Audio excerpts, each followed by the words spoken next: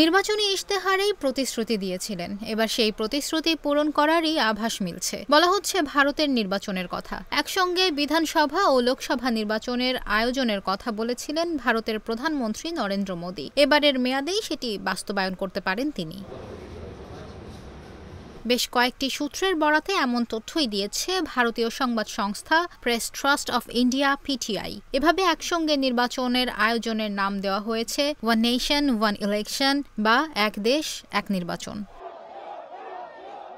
ভারতীয় সংবাদ মাধ্যম হিন্দুস্তান টাইমস বলছে এ নিয়ে টানা ৩ বার ক্ষমতায় বিজেপি। প্রথম ২ বার একক সংখ্যাগরিষ্ঠতা অর্জন করলেও গতবার তা অর্জন করতে পারেনি মোদির দল। এ কারণে এনডিএ জোটের ওপর ভর করে সরকার গঠন করতে হয়েছে। এই সময়েই তারা বাস্তবায়ন করতে যাচ্ছে one nation one election ONOE।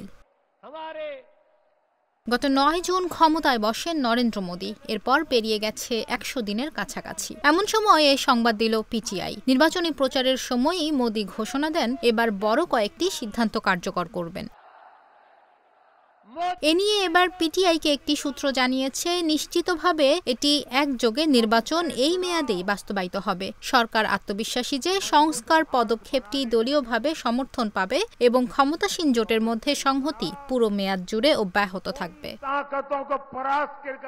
গত ১৫ আগস্ট স্বাধীনতা দিবসে সবাইকে নতুন এক আহ্বান জানান মোদী। তিনি বলেন সব রাজনৈতিক দল যেন এক নির্বাচনের গুরুত্বটা বোঝে।